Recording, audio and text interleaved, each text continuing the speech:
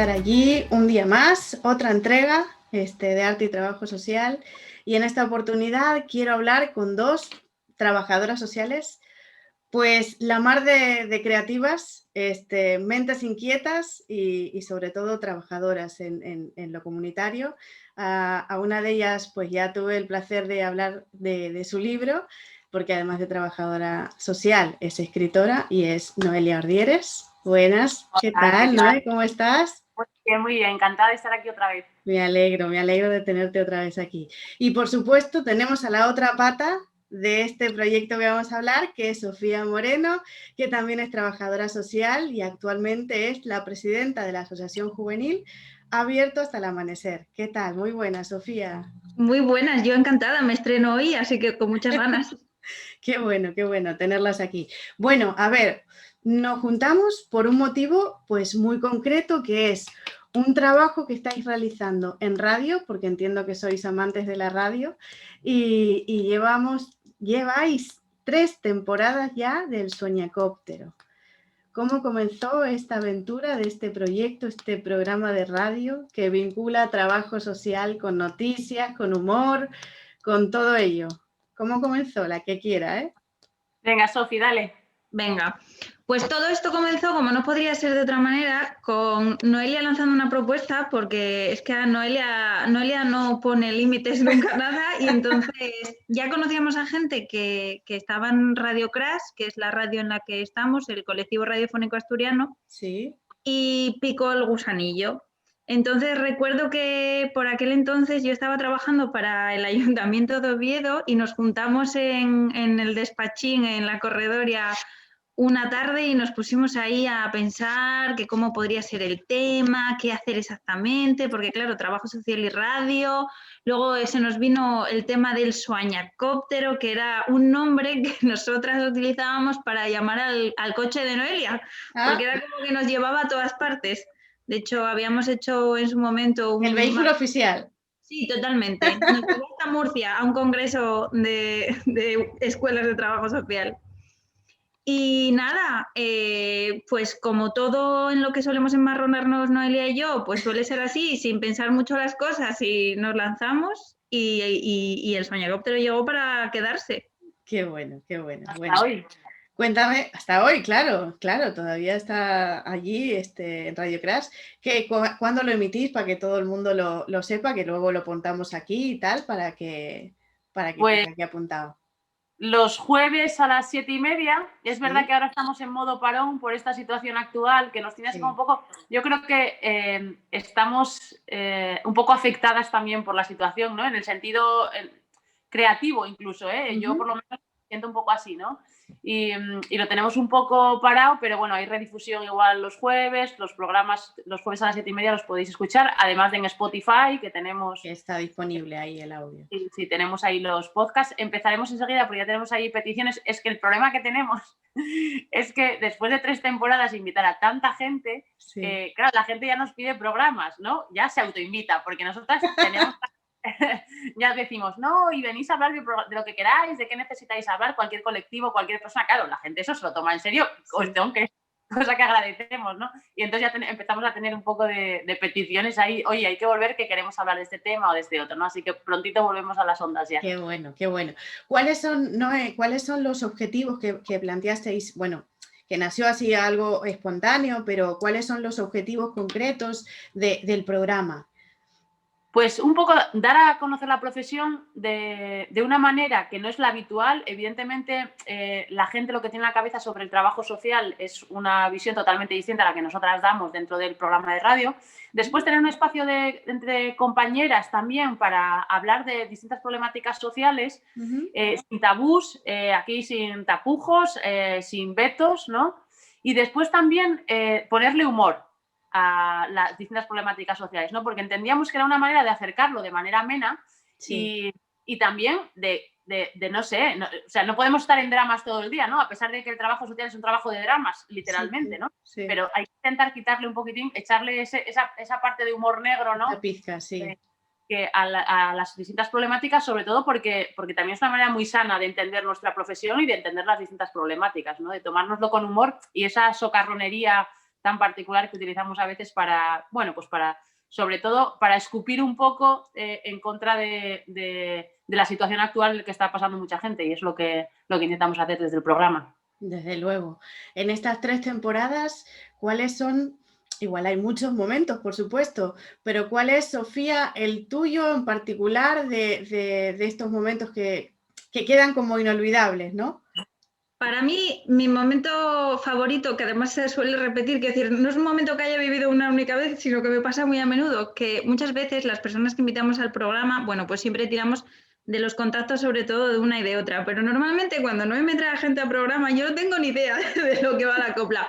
Entonces me encanta porque además aquí también hay una diferencia generacional entre Noé y entre mí, y entonces yo voy a ciegas completamente, pero eso me genera una satisfacción por dentro maravillosa, porque yo disfruto en el programa porque descubro muchísimo. Entonces es como la sorpresa continua que se puede generar en el Soñacóptero es mi parte favorita, sin duda, o una de las cosas que más me prestan del programa. Yo me dejo allí llevar. Te dejas llevar. Bueno, lo bueno es que no te genera ansiedad, esa incertidumbre, no. la disfrutas, eso es fantástico. Qué bueno. Y en tu caso, ¿no? ¿Cuál es el punto clave que tú dices, wow, qué bien, qué bonita que ha salido esta entrevista o bueno, punto clave del programa? Pues yo creo que hay 2. Uno, los programas del principio, que es fascinante escucharlos porque es verdad que teníamos mucha menos fluidez, ¿no? A la hora de enfrentarnos tanto a las entrevistas como a hablar de cualquier tema, y lo llevábamos súper preparado. O sea que los programas del principio estábamos una semana entera preparando escaleta y ahora no preparamos absolutamente nada. Eso me parecía maravilloso porque además nos entraban unos ataques de risa en directo que eran, o sea, vamos, no se entendía nada y eran los ataques de risa que nos entraban. Y después, que lo hablamos Sofía y yo muchas veces, yo creo que la parte más importante para nosotras y para el becario, que aunque no es una parte visible del programa, ahí está, es esa burbuja que nos genera de desconexión, ¿no? Que lo hablábamos también en la otra entrevista, un poco eso que te sana, ¿no? Que hace que te salgas un poco de esa rutina, de la semana, del cansancio, ¿no? Y te metes en esa burbuja que es Radio Crash, y a partir de ahí todo fluye de manera natural, y a lo mejor el día que traíamos era una mierda, pero la entrevista nos sale de maravilla, ¿no? Y luego conocer a tanta gente, que tanta gente nos cuente sus distintas problemáticas, la perspectiva que tienen sobre lo que ocurre y demás. Eso me parece, joder, súper interesante y maravilloso a la vez. Entiendo. ¿Qué te digo? Con respecto a este tema, llegaremos a la misma conclusión de la importancia que tiene la comunicación, pero ¿por qué elegisteis este medio, la radio, para lanzar esta cuestión, este programa, este proyecto? Pues y otro, quiero decir, ¿por qué la radio? Yo creo que fue un poco casualidad de la vida, pero que aterrizamos y nos gustó. Que no, yo sé que Noé ya había tenido sus pinitos en la radio local cuando era más jovenzuela, luego que nos cuente. Pero yo, por ejemplo, la desconocía por completo y para mí fue una sorpresa y de hecho me enganchó bastante, porque además lo que te ofrece a Radio Crash no es simplemente ir y hacer tu programa de radio, sino formar parte de un colectivo, ¿no? Entonces, la diferencia no es simplemente hacer radio y hacer nuestro programa, que evidentemente yo creo que el formato nos enganchó y nos gusta mucho, y la radio, como te gusta hablar, pues ya lo tienes todo hecho, que yo creo que es lo que nos pasa a nosotras. Pero además formar parte de un colectivo, yo creo que le da ese plus, ¿no? Hacer radio, eso es, de manera comunitaria, y de hecho nos dio la oportunidad también de conocer a gente maravillosa. Hace un año estábamos en un encuentro de mujeres radiantes en A Coruña, que fue espectacular, y ahí nos dimos también cuenta del poder transformador que tiene la radio para muchas mujeres también. Y Noé, en tu caso, ¿por qué la radio? Bueno, es verdad que como dice Sofía, yo hice mis pinitos hace muchos años, hace 18 años. Madre, 18 años, qué dolor. Lejos. No pasa nada, está aquí al lado.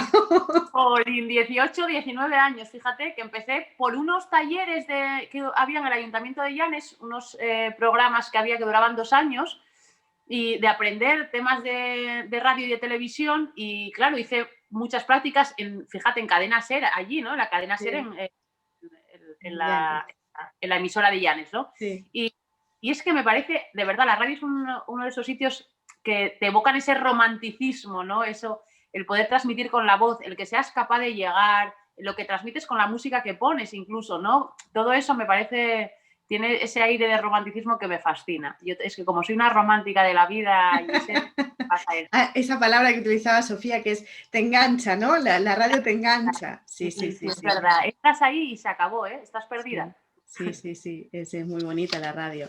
Pues de estas historias que habéis contado, sé que habéis hablado del arte.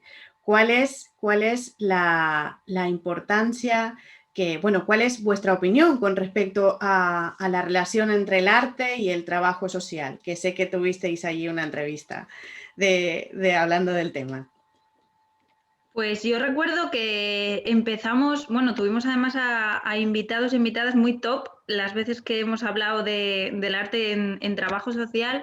Y yo recuerdo que la conclusión a la que llegamos finalmente era que incluso lo que nosotros estábamos haciendo los jueves cuando se nos iba la olla, pero sacábamos temas tan fuera de lo común y nos lo llevábamos a nuestro terreno, que incluso eso podía llegar a considerarse arte porque lo que hacía era removernos por dentro, ¿no? Entonces, esa capacidad de lo que decía Noé un poco al principio, de temas tan crudos a veces o tan duros o que para nosotras es difícil abordarlos si no es pues deconstruyéndolos un poco, no sé cómo decir, no sé qué es lo que estamos haciendo nosotros tampoco, ¿no, Elia? Pero sí, con lo que sea lo que sea, conseguimos, yo qué sé, sacarlo un poco del molde, llevárnoslo a nuestro terreno y que a alguien se le remueva un poco por dentro, yo creo que ahí es cuando se habla de arte.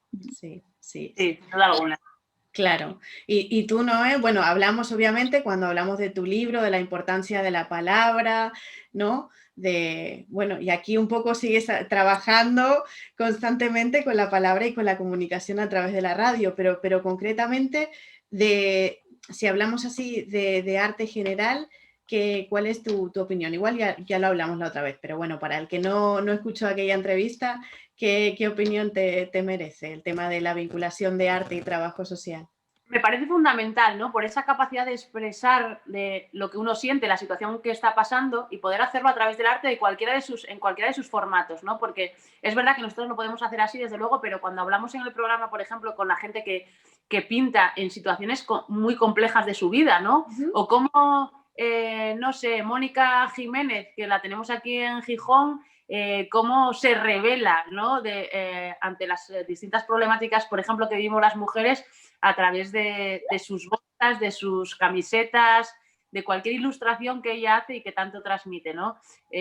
O sea, todo eso es un acto de rebeldía al final, ¿no? Yo creo que el arte tiene ese toque de rebeldía, a lo largo de la historia lo ha tenido, podemos ver, no sé, casi que desde Goya intentando transmitir parte de su enfermedad a través de los cuadros, ¿no? Como hasta el día de hoy, ¿no? Entonces yo creo que sí, que en el arte hay esa parte de reivindicación, de sacar y de sanar, ¿no? Estamos hablando. Así es. Bueno, algo me mencionasteis, pero ¿cómo se lleva, o sea, cómo manejáis, que no es fácil, lo del tema del humor en el programa? ¿Es algo así espontáneo? Yo creo que depende. Hay veces que hay temas que son especialmente escabrosos que dices tú, buf, igual aquí sí que tengo que medir un poco más cómo voy a trabajarlo, porque, bueno, yo recuerdo cuando hablábamos del abuso sexual infantil y demás, que dices tú, buf, ¿cómo llevo yo esto a un terreno que sea medianamente llevadero, como tal? Pero al final lo consigues porque yo creo que también la dinámica en la que entra la gente cuando la invitamos al programa, que es decir, el programa es muy desinhibidor, entonces tú te dejas llevar y acabas, yo qué sé, tomándote la guasa y es que te ves a veces, yo qué sé, te ves en situaciones también laboral y profesionalmente que aunque son una mierda te tienes que reír porque si no, no te queda otra. Entonces eso, yo creo que el trabajo social, o sea, que el programa tiene la capacidad de llevar el trabajo social a límites insospechados y acabar riéndote de lo más escabroso de tu trabajo, ¿no? Pero porque no nos queda otra. Sí, tal cual. Yo pienso exactamente igual, ¿no? Al final, y luego reírnos también de nosotras mismas, ¿no? Que es algo fundamental que hacemos también en el programa, ¿no? De nuestras carencias, de lo que conocemos y lo que no, ¿no? Por ejemplo, con el tema de Sofía que decía antes, que lo que más le gustaba era esos descubrimientos que hacíamos en directo. Eso también es muy divertido porque al final nos reímos un poco también de nosotras mismas, ¿no? O cuando ella se me pone a hablar de temas de participación que no tengo ni puñetera idea y encima no me gustan, ¿eh? No, y de temas comunitarios, por ejemplo, de los que yo no tengo ni puñetera idea, pues es verdad que también nos reímos un poco y le sacamos un poco el humor a nuestras propias carencias, ¿no? Y después eso, es verdad que como dice Sofía, hay temas que son súper duros de tratar y, claro, por ejemplo, con personas del colectivo trans que hemos tratado tantas veces, con, pues eso, ¿no? El sufrimiento que están pasando y, bueno, cómo intentamos de todas maneras sacarle un poco de humor para darle un poco la vuelta, porque tampoco, al final, si somos víctimas y encima nos revictimizamos continuamente nosotras mismas y no somos capaces de darle esa vuelta al calcetín, no, a veces hay que reírse del que tenemos delante también, ¿no? Que no solo se rían de nosotras. Y yo creo que eso es fundamental. Terapia es fundamental. Desde luego, desde luego. Bueno, compañeras, nada, os felicito lo primero por este proyecto tan importante para la comunicación, para el trabajo social, para todo, por abordarlo también de esa manera, de ponerle esa pizca de humor y llevar adelante este trabajo, más allá de lo que tenemos cada una, ¿no? Desde luego. Y eso es, así que os agradezco haber participado también en este proyecto y enhorabuena por vuestro trabajo. Muchísimas gracias a ti. Gracias. Estamos encantadas. Ya sabes que cuando quieras te vienes al programa. Que faltas muy bien, tú. Muy Eso bien. Es. Pues ahí me apuntáis. Gracias, chicas. Un abrazo. Un abrazo. Chao. Chao.